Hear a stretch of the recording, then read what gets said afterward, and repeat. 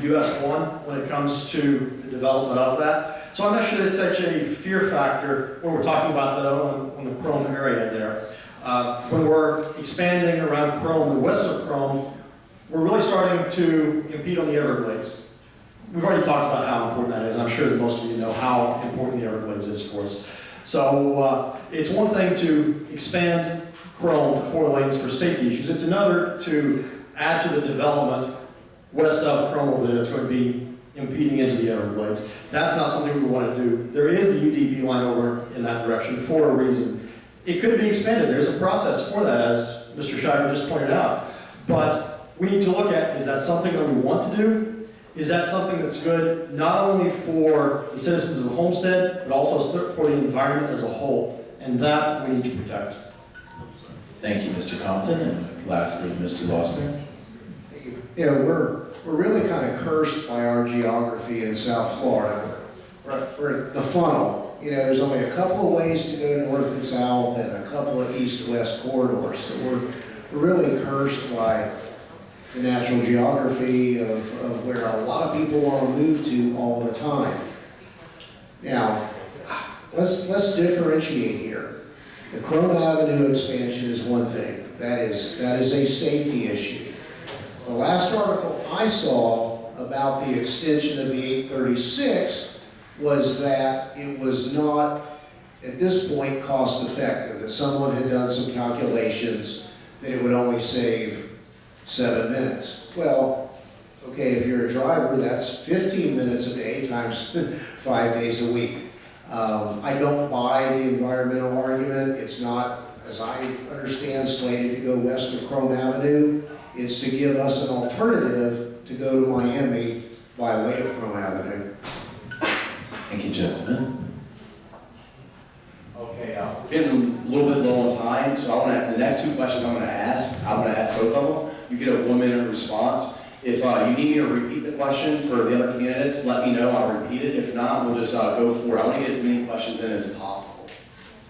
So this question, I will let Mr. Shiver go first.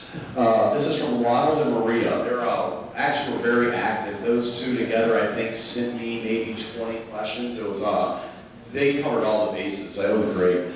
So here's the question. In the recent past, actions have been taken to make it harder for citizens to address their government or to intimidate citizens from speaking. The time of public comments has been moved to the end of council meetings, preventing many from being able to come speak, and others who have spoken out have been unlawfully trespassed from City Hall. What is your stance on suppression of opinions at City Hall by the public, and what is your plan to correct the past? Thank you, and a very valid question. Transparency in our government seems to have been thrown out the window. We need to ensure that everyone has an opportunity to be heard adequately and at the time that it's convenient to them. We're there as elected officials serving you. You're not serving us. So that needs to be very clearly defined. Also, if you look at, I have a 53-year-old moment, and I just completely lost it. But being able to, at 5 o'clock in the afternoon, it's 5 o'clock to sign in to speak at a comment section that could be 10 o'clock at night, that's actually prohibiting people from speaking.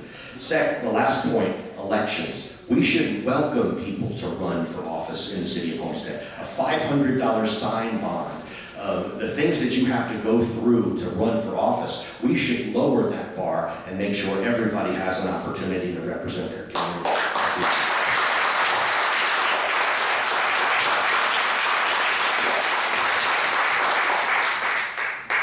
Thank you so much for your answer. Mr. Lawson, I'll go next, and you need to repeat the question, sir? Yeah, I'm good.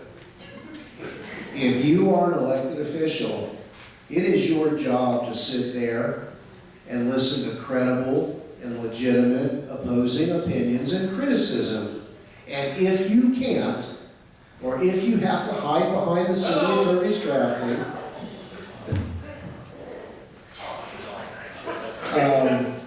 you don't need to be in public office. You need to respectfully listen and accept opposing views. Whether it be at a regular council meeting or at campaign time, you need to be out there and present, defending your record, not at a fundraiser out in the Redlands tonight. You need to be here or at the villages talking about your real accomplishments and addressing criticism. So, no, we need to adjust that policy. And I want to take it a bit further. You know, when we have zoning hearings, lobbyists have all the time they want. And those pesky attorneys have all the time they want. Joe Citizen gets 3 minutes. And let me tell you, if I'm mayor, the clerk has got to turn off that obnoxious noise when the 3 minutes time is up.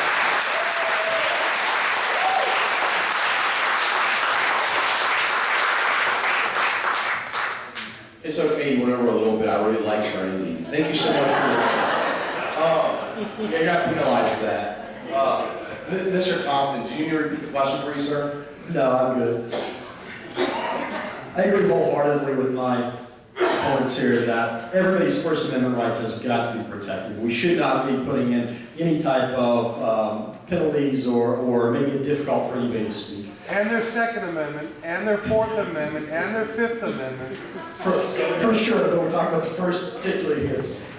Unfortunately, there has been wrongs committed in the past, both at Homestead and elsewhere, and we can't go back and correct those wrongs. All we can do as the new administration can make sure we put in place policies and procedures that makes it as easy as possible for anyone to come before the council in a respectful manner, of course, and speak on behalf of whatever it is that interests them, be it for or against whatever the council is doing. And beyond that, our elected officials should be available basically anytime and any place to meet with our residents and listen to what they have to say. It's extremely important that our elected officials get out, meet with our residents, hear what the residents actually need, and bring those needs back to the city of Homestead.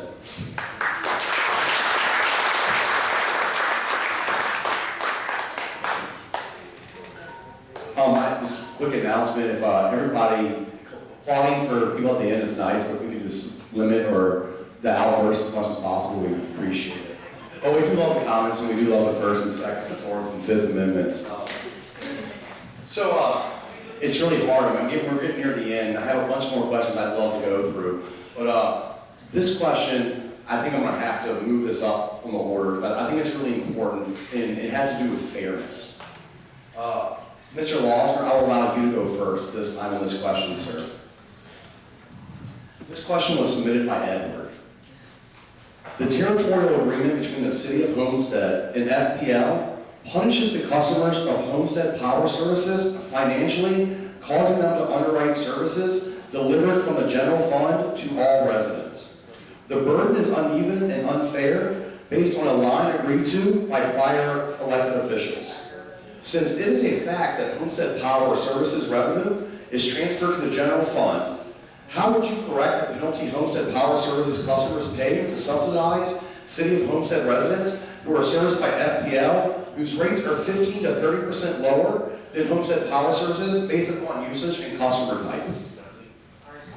Very, very good question. A question that's been hanging in the air for a very long time, and it finally needs to be addressed. And I've said it before, and I'll say it again. If I am the mayor, there is no conversation that can't be had. We can't kick that can down the road any longer, and the resolution will be the resolution. And you're right, you framed the question in terms of fairness. Not only that, there are customers who don't get to vote in City of Homestead elections who pay City of Homestead rates. These boundary lines were established probably 50, 60 years ago when we were out in the boondocks, and and they've been litigated. We can't adjust them, but we can't continue down the path of buying power from FPL, marking it up, and passing it along to some of our consumers to balance the budget. Same question. Yeah, I was going to flag. Same questions. I wanted Mr. Compton to go first this time. We're trying to keep no, it's great. We were trying to keep an order, and I think we started going random. But I really tried to promise to make sure everybody had an equal number of times to go first, and I know I've asked both of you questions, so. It's a random order. We've been trying to randomize it a little bit. All right, Mr. Compton, would you like me to repeat the question? No, I had another question. Mr. Lawson brings up a lot of good points when it comes to Homestead Electric. And if you talk to Homestead Electric, when they come out here to our meetings, they often tell us the price is essentially the same. But you don't have to look any farther than the Florida Municipal Electric Association website, in which you can see that there's a significant price difference between the two of them. An organization that the City of Homestead is part of. So we know there's a price difference there. The question is how are we going to fix it? I think this is something that has to come from the Utilities Department itself. It's not something that the council can push down as far as the exact plan with it. And so on day one, I would be meeting with Barbara Quiones, who is the Director of Utilities there, and require her to provide with me a plan as to how we're going to fix this so we get the rates to be essentially the same between Florida Power and Light and Homestead Electric. Because there are some definite benefits to having Homestead Electric here. It's a matter of pride with us. We're one of the few cities that does have it. And we also do get some quicker service and faster responses to it. So it's not something we necessarily want to kick completely out, but we need to work on it to make sure that the prices are essentially the same between the two. Thank you so much for your answer, sir. I feel like we talk so fast, it's like one of the disclaimers in an auto commercial. We are blessed to have Barbara Quinones. She is now the first female chairwoman of the FMPA, right, the Association of Florida Municipal Powers Association, and that's an asset that we need to take advantage of. She is one of our own. Having the 1957 territorial agreement, which was something carved out years ago, as Mr. Lawson said, when nobody wanted to come to Homestead. We were nothing but mosquitoes and trees, and nobody wanted to come down here. We had to vie for ourselves. Our forefathers had the vision to establish that. That is now an asset of the City of Homestead. While I understand the rates, and I'm going to address that in a second, it is an asset of the City of Homestead. The taxpayers of the City of Homestead should benefit from that, number one. Number two, the asset over the years has been bastardized by the reserves being used to operate general fund. We have not reinvested adequately in the plant. I am all for keeping the plant in the distribution, and I have some of the IBEW workers here, Gary Schaefer, the union, Isaac, the president, and Isaac, chairman, member. We have got to invest in them. I'm blessed to be able to say that I'm endorsed by the IBEW, and I will look forward to working to have a new generation, maybe a 30 megawatt generator in there to start making that a viable business. And efficient. Therefore, the rates will go down. Yeah. Thank you very much for your answer, Mr. Schreiber. All three of you gentlemen, thanks for the question, right? Yeah. I'm not sure. I'll go ahead and tell you guys this last night. You know, I've been really stressed. I haven't been up to about 5:30, 5:45 in the morning. You can ask my wife, she wants to kill me. Here's the thing is, last night at 9 o'clock, my brother called me and told me that my mother was dead. About 40 minutes later, I get a call, it was a mistake. Thank God. My mother's name is Mary Ann, and she works at a restaurant. There's another patron that goes to that restaurant whose name is Marion, not Mary Ann. And so it goes through 3 or 4 things. It goes to my mom's best friend, my brother to me, and you know, I'm crying, Mom, you can't leave me. Thank God, it's great. But anyway, so if I'm a little distracted, I've had an emotional roller coaster for the last week or so. Please forgive that. Anyway, I'm going to go back. This is going to be the last question. I'm going to give everybody 3 minutes, but I'm going to switch it up. I really want to thank all the people who came out here to help us broadcast, and to broadcast in other languages so we can include other people in our community. And also, as I have 2 daughters, I'm very happy that I'm going to hand this over to a woman to take over the last question. I would like to ask Jenny Devalin, who is one of our Haitian radio broadcasters, to ask the last question. She's very multilingual, so I'm going to ask that she would ask the question in every language she can speak first, and then ask it in English last. Thank you so much. I'm going to give my seat to Jenny. Jenny, thank you so much for being here. Put a battery in that thing. Thank you, Eric. Thank you for having me. My name is Jenny Davalon. It's a pleasure to be here with you tonight. I think the mic is not like me. Okay. Last question. Pourquoi notre audience devrait voter pour vous? Pour qui ça audience no va supposé voter pour. Porque nuestra audiencia tendría que votar por ustedes.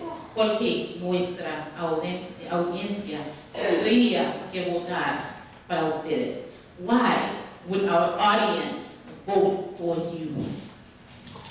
Great question, thank you. And again, I want to say thank you to Eric and Craig and Sonia and others who helped put this together. This is a spectacular debate. And having the community being able to see this on live streaming and other venues makes it a very, very vital way to do candidate. You set the bar high. I'm glad that you're here. I want to embrace the diversity of our community. I have lived here my entire life and have seen it grow. Some things wonderful, some things I'm not so proud of. But at the end of the day, it's still my hometown. And for that, my passion and love for this community and each and every one of you, I get sometimes laughed at for saying I love you to Bobby Ray or Charlie or somebody, but you know, at the end of the day, it's all about love and putting our community first. Having the experience that I've had over the years, both private sector and public sector, some good, some bad, and I'm sure you've all read about it in the Miami Herald. At the end of the day, I am one of the most experienced candidates that's running in any of the seats for any of the offices. So being able to put that to work where my friends live, work, and play is something I'm extremely proud of. I am blessed, and I want to take a personal moment to introduce the longest serving elected official in the state of Florida, and my father, Vice Mayor R.S. Shiver, who's standing in the back. Mr. Shiver, Pop, could you stand up, please, and say hello?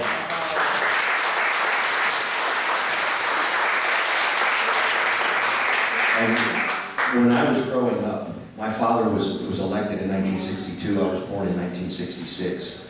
And it is a message of equality that he's instilled in me. He told me one day, you're no better than anybody else, but nobody else is better than you. And that message of equality has stuck with me throughout the years in both private and personal life. And I tell you, I am blessed to be able to serve in such a diverse community.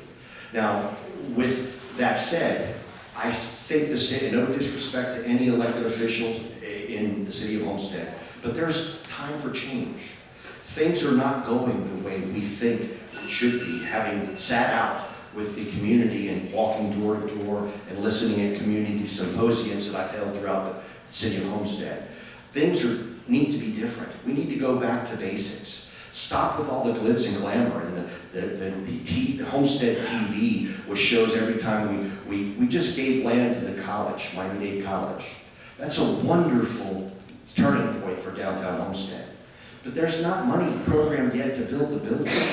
So stop with all the dog and pony shows and hugging and kissing the TV, and let's get to work for this community. I am here for you. I am proud to serve you. My phone number is 786-205-7113, and I'm available 24 hours, 7 days a week for you. Thank you.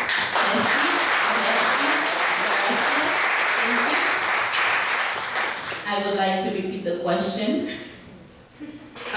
First in French, then in Creole, and in Spanish, in English. In French, pourquoi notre audience devrait voter pour vous? In Creole, pour qui ça, Haïtien qui rete dans Homestead doit supposé voter pour vous? In Spanish, porque nuestra audiencia que vive en Homestead debería votar por usted? And in English, why would the audience, the people that live in Homestead, would vote for you? The decision to run for mayor is not something that I took lightly or woke up one day and said, hey, I think I want to be the next mayor of Homestead. It was only after many discussions with a lot of our residents, some of you in this room now and some new friends I hope to make tonight, that I decided to run for mayor. I decided to run for this position because what those residents were telling me is that we needed some real representation in City Hall. Something that we haven't had recently, if we've ever had it. We need somebody in City Hall that's going to come out and talk to our residents, hear what our residents want, hear what they need, and take that back to City Hall and actually get that done. It's something that has not been happening in the recent past, and it's something that needs to happen. So for that reason, I decided to embark on this endeavor to run for mayor, and listen to what your needs are, what your wants are, and take that back to City Hall. As I said earlier, I'm the new kid on the block. I don't have the same experience at the city level that my opponents do here. But a lot of what we're talking about is not something new. A lot of these problems are problems that's been festering for quite some time. My opponents, both those that are here as well as those that have decided to do fundraising tonight instead, have been there and done that. They've had a time to get these problems done and get them fixed. And I want to take the needs of our residents. I want to be able to listen to you. I want to meet with you. And I have an open door policy. You are welcome to call me, email me, meet me on the streets anytime you want to, because I want to hear what your needs are, and I want to be able to take those back to City Hall. It's only when we bring all of the collective ideas from our residents to City Hall that we get the best plans in place, and that's the only way in which we can make Homestead the best city that it can be. And that's why I want to be is your mayor. I want to take your needs back to City Hall, and I want to provide you with real representation in City Hall.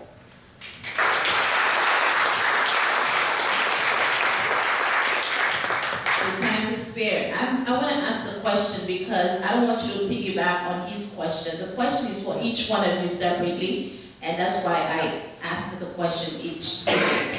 So I'm going to ask you personally, first in French. Pourquoi notre audience à Homestead devrait voter pour vous? Pour qui ça, Haïtien qui dans Homestead doit voter pour vous? Porque la audiencia hispana que vive en Homestead debería votar por usted. Why would the people in Homestead vote for you? Thank you, and as an aside, I want to say I'm glad that I only have to answer in English. Like many of you here tonight, and those of you hopefully at home watching or will watch over the next few days, over the past few years, I've grown uncomfortable with what I feel is weak leadership in the mayor's seat, and uncomfortable at what I feel is the deterioration of our community and a lack of passion in the mayor's office. So why would the audience vote for me? I think that I have just the right mix of experience, passion, the ability to bring that experience and passion and lead the council. Now, let's remember, we're going to have 4 holdover council members this year. At best, we'll have a new mayor and 2 new council members. So it's sometimes said that the mayor is not the one in the middle, but it's the mayor who holds the 4 votes. Well, I think I'm the mayor that can have the shifting 4. And I've done it in the past from the vice mayor's seat, where we did the first comprehensive charter reform to the charter of the city of Homestead that had ever been done from its inception in 1963. We did it in 2002. We brought the election system into modern times. We clarified and cured a lot of the issues and problems that had arisen in the past. And it was uncomfortable for a lot of people who I sat with on council at the time and some of the newcomers. But they squirmed in their seat, but they knew it was the right thing to do. And being a leader is not easy. Doing the right thing is sometimes hard. It's not about worrying about or having an eye to the next election. It's about doing what I believe, based upon input from all of you, is the right thing for our community. I said earlier that my family's been here for nearly 100 years, and I'm proud of that. And I like to think that at least one of my 3 children may stay here and continue our legacy. But it's not about how long you've been here. It's about what you've done with the time you've had here. And I don't need public office and haven't needed public in the past to serve this community. But having the title of mayor and the mantle of mayor would allow me to do very special things for all of you and the future of our community. Thank you all for coming tonight.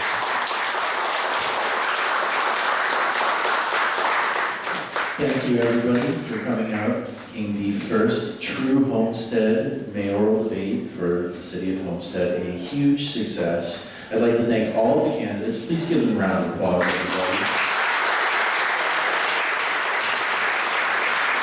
And I'd especially like to thank Dr. McDonough for putting all of this together and for inviting me down here to ask a few questions. Thanks. Thanks, Dr. Justice. Thank you, Grant. I really appreciate it. I'm gonna have to write the story of how this happened. 2 weeks ago, this was basically like not even a dream in my head. And I thought it'd be a good idea. And the enemy came and attacked me and told me I wasn't good enough and I would never get permits or a venue or candidates to attend. I want to thank all of you for coming out and prove them wrong.